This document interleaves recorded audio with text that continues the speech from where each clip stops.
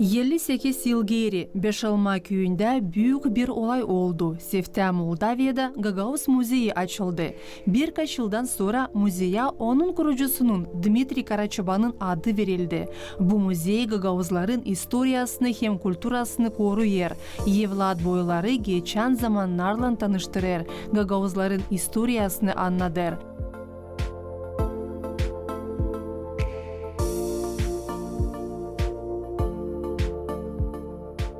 Muzey benim evim. Muzey benim canım. Benim duygularım, benim niyetlerim. Benim hepsiciyim. Zira ben burada daha çok vakit bulunayım evde. Babam bizimle, ben onu biliyorum. Bizimle o sayım söyleyemiyor. Hani o burada. Ama o burada o yardım eder, o niyetlerimizi kullanır, o yollar bize, o bize doğru der. O burada da ben şükürüm hani ben duyarım bu onun burada bulunmasını da bana daha kolay. Zira ondan olmaydı diyor, ondan Allah'tan olmaydı. Ne söylese ikide bir de çıkışlar angalarında ben kimerseri bagillerin yok çıkışı. Bagillerin ben götüremeyeceğim bu işi. Dmitri Karaçoban evden eve gezip eksponatları topladı. İnandırdı insanları. Hani eski tertipler mutlak korunsun lazım. Hani bunu dedelerin hatırı için hem evlat boyları için yapma lazım. Müze açıldı da Dmitri Karaçoban açık yürekle her birini burada kabul etti. Haber hani ilk Gagauz Müzeyi kuruldu. May bütün dünyayı o zaman dolandırdı. Türlü devletlerden yüzlerle turist buraya gelmeye başladılar. Yıldan burada bulunan eksponatların portretlerin pahalı üyeseler. Bugünkü günde müzeyin başında bulunur onun kurucusunun Dmitri Karaçoban'ın kızı Lyudmila Marin Karaçoban. Her zaman onunla beraber kardeşi. Babası gibi talantlı resimci hem skulptör Afanasiy Karaçoban.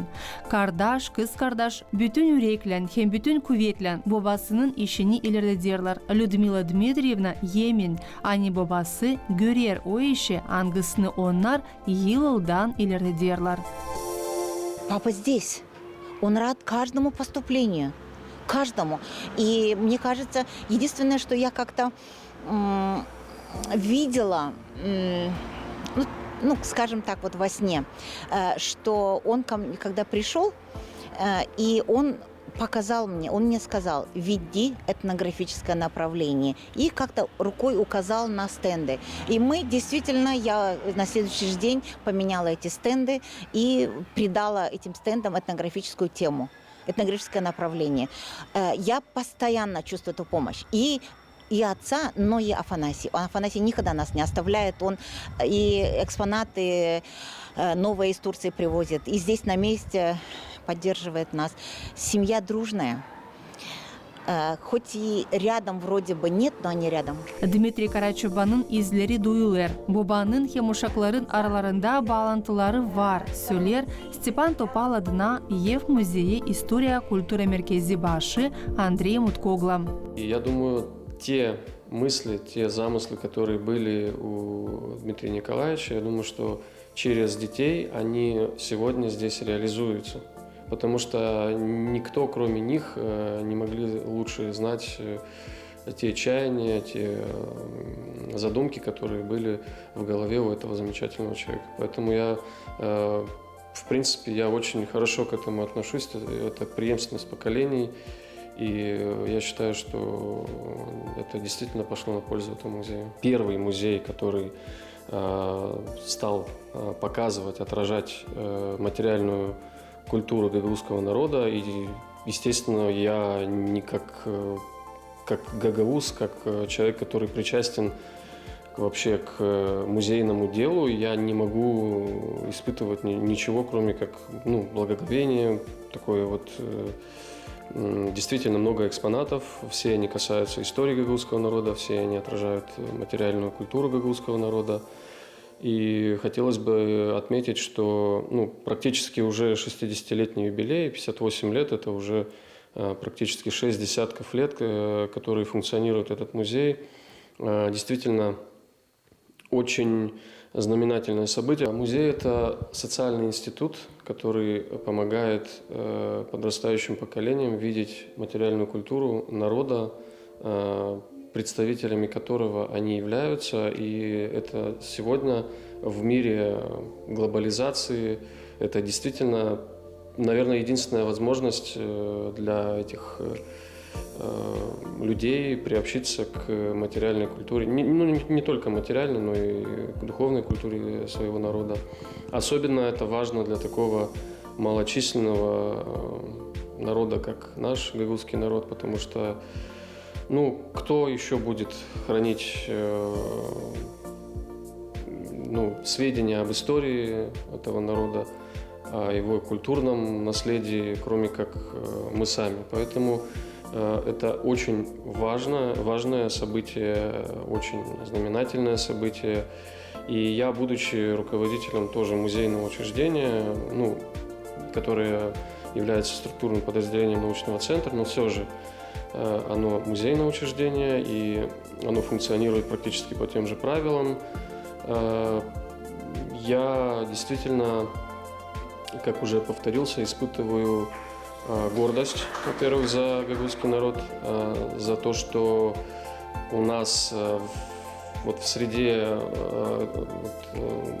нашего народа появлялись люди, которые думали не только о каких-то низменных вещах, но и думали о том, как сохранить и передать потомкам нашу историю, нашу культуру. И для меня действительно это важно. Muzeyde eksponatların sayısı her zaman zeydilenir. Halizden Beşalma yaşayanların hatırının Sedev kolektivin türkücüsü Maria Kasap anlattı. Niyetu teraklısında muzeyin kurulmak vakitleri için. Nice Dmitri Karaçoban insanları da bu işle meraklandırardı. Ben o çalayım 27 yıl. Kolektivi de Sedev. Bizi kolektive topladı muzey. Людмила Dimitrievna Karaçoban var. O bizi buraya topladı. Ben 18 yıl burada çaldım müziğde. Sonra bizi geçirdiler Dom Kultura.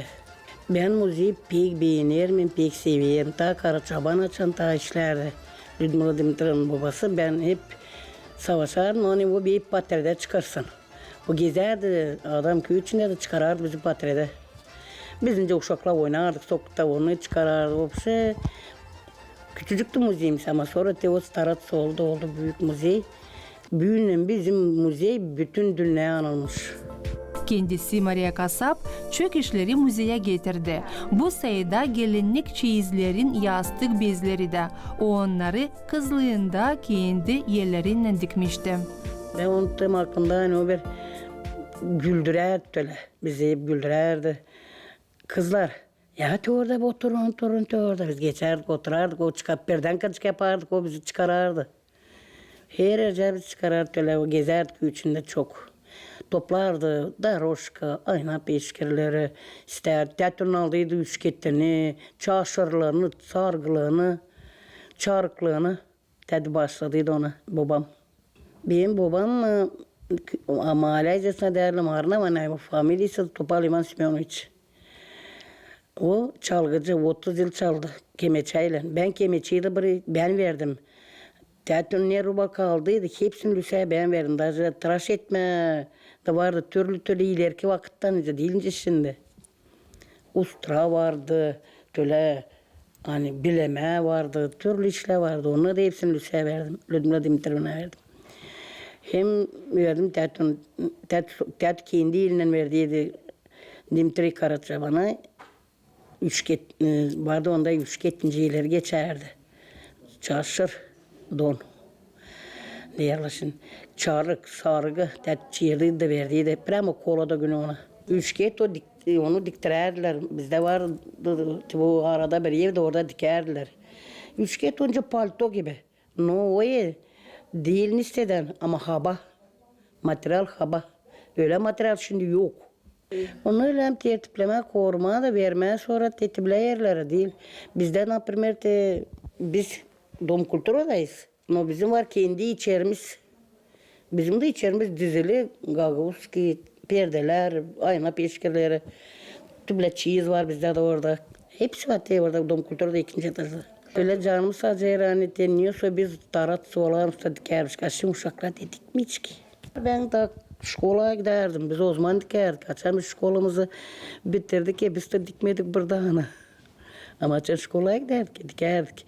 Daha büyük perimene de vurukta, işte perimene de alardık, kasnaklarını da dikerdik onunla.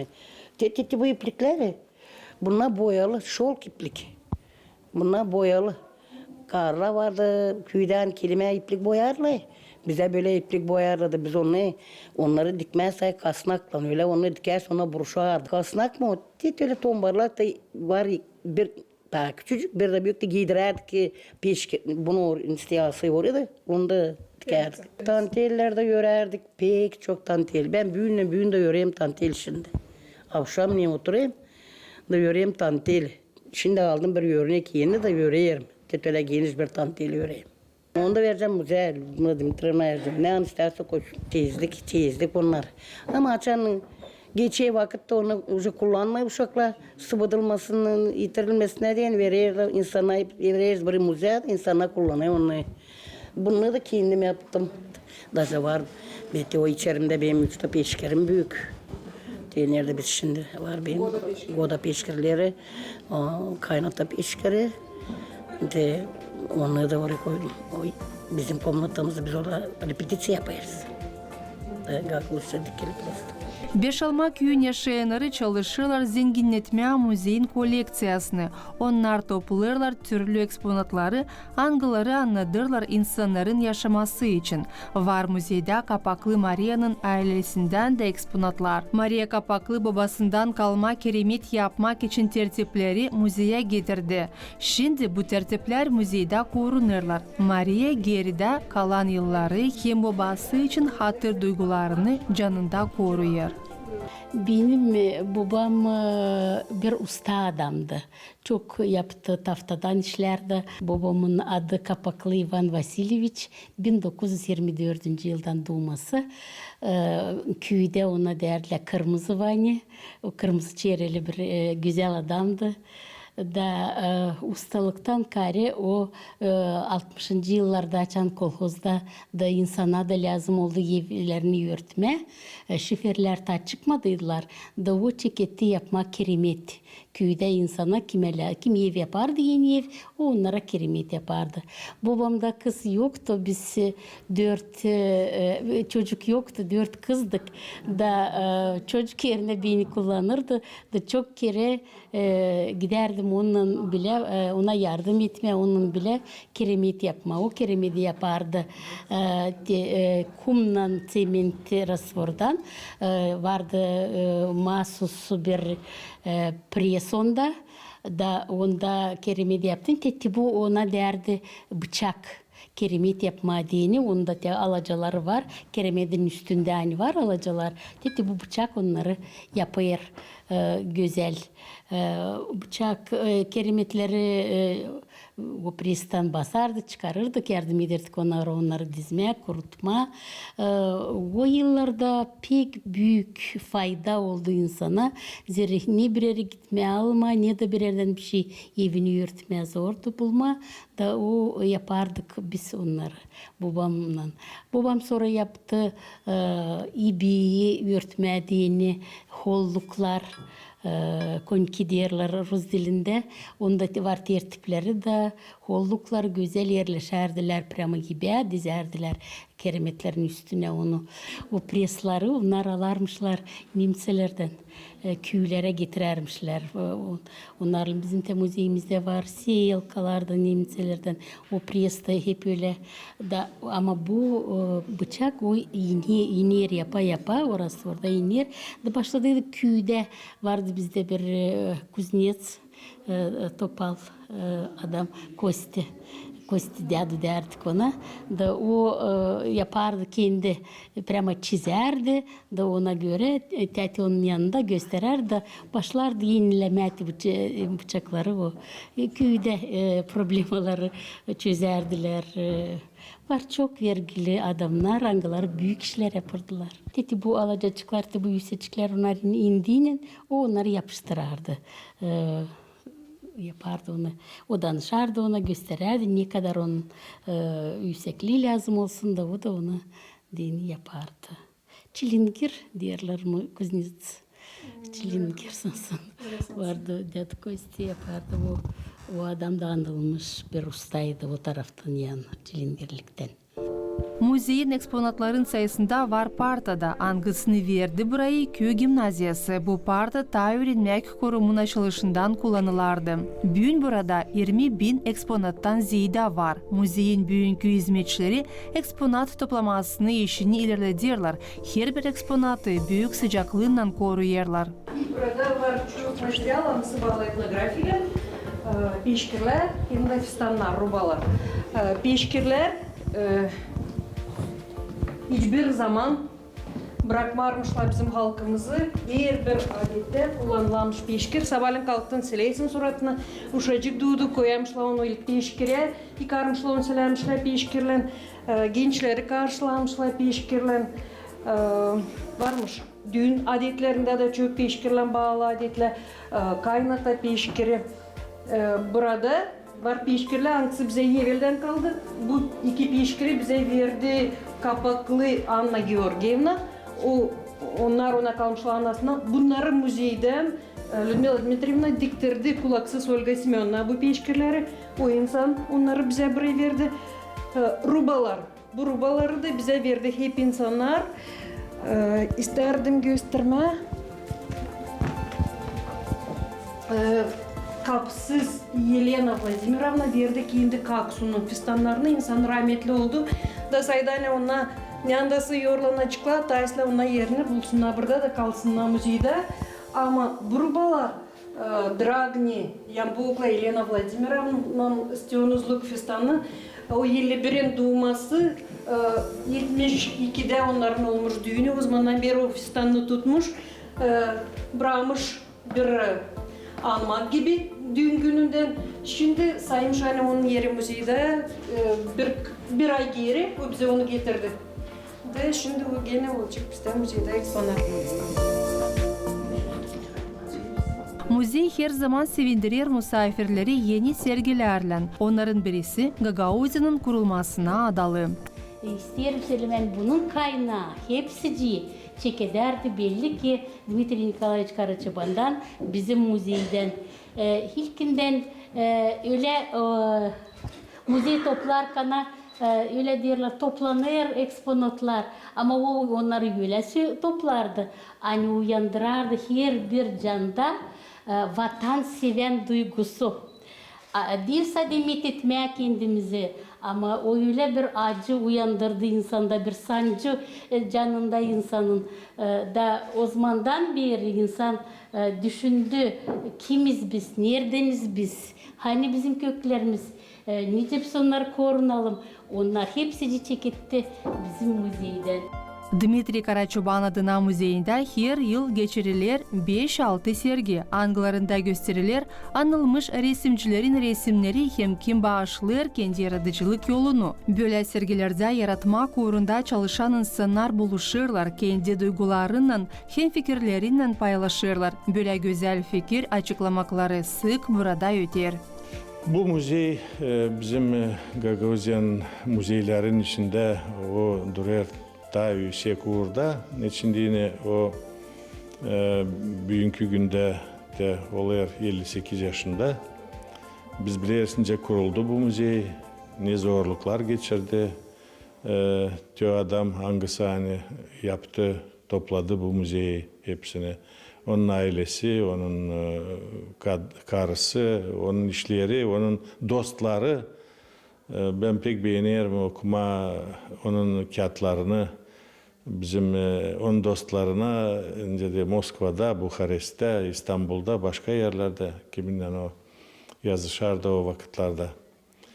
O büyük adamdı o. Bize Mikhail Nikolaevich Guboglu onun için dediydi yani o Gagauzский blok. Kuroglu bizim Yesenin, a Karaçaban bizim blok. Значит, ну, pek şanlı adam, pek şanlı onun işleri. Hem de biz büyün duyarız hani teo vakitler açan o kaçındı toplama bu müzeyi. Onlar diyorlar kaybelmerler büyünde, onlar büyünde veriyorlar kendi diyorlar teo tohumları hani o yekti, onlar veriyorlar büyün çıkarırlar yüze. Bu sila günde ben isterim dua etme hani kim hani işler bu müzeyde, kim hani yaşar bu köyde, onlar bu adetleri, bu tradisiyaları ileri doğru götürsünler. Ha biz de olacağız onlarla beraber, bu bizim halkın yüzü. Я очень рада, что у меня была, есть, я очень надеюсь, что еще будет возможность, работая здесь, представлять наш музей, представлять нашу культуру на международном уровне. Я горжусь своим положением, своим статусом. Я очень благодарна и людям, благодарна всем, кто рядом со мной, кто помогает. Чаще всего они мне помогают. Я тоже стараюсь им помочь. Var müzeyde özel materjallarda. Kendisi Dmitri Karaçoban Gagauz adetlerini çıkarmıştı. Bu videolar sansın Gagauzların geçmişine kapıyı açırlar. Dmitri Karaçoban duymuştu. Hani gelecek o gün açan bu videoları seyrederek zamandaş Gagauzlar kendi halkınla tanışacaklar. Kendi kendilerini, Gagauzluğunu anlamaya çalışacaklar. Hem kalmış sorulara cevapları bulacaklar. Все музеи, которые есть у нас в Гагаузии, а их со школьными музеями насчитывается около 17, и каждый год появляется, или через год, через два появляются все новые музеи. Это говорит о том, что мы учимся хранить свою историю. Память о тех временах, которые пережили наши предки, пережили наши дедушки, бабушки, мамы, папы, да и то, что мы сегодня переживаем с взглядом определенным в будущее, естественно, создает своеобразную ауру в этих культурных центрах нашей автономии. И здесь можно окунуться, скажем, на 2-3 века назад, потом задуматься над тем, правильно ли мы живем сегодня. И убеждаемся, что у нас есть хорошее наследие, у нас есть культурное наследие, которое мы должны передавать из поколения в поколение. В музее Карачабана, здесь село Бешалма, она ассоциируется в моей голове, скажем так, с именами многих знаменитых людей нашего народа. Это и труженики полей, ферм, это и руководители местных органов власти. Это, естественно, наша интеллигенция и сам Дмитрий Николаевич Карачабан, его семья, его потомки. То, что они делают, это все является, скажем так, элитой нашего народа. И я с трепетом всегда отношусь к этому селу, к делам, которые творятся в музее имени Карачабана. И надеюсь, что эта линия будет и дальше продолжаться. А музей должен приобретать новый вид, осовремениваться и, соответственно, становиться более привлекательным для молодежи.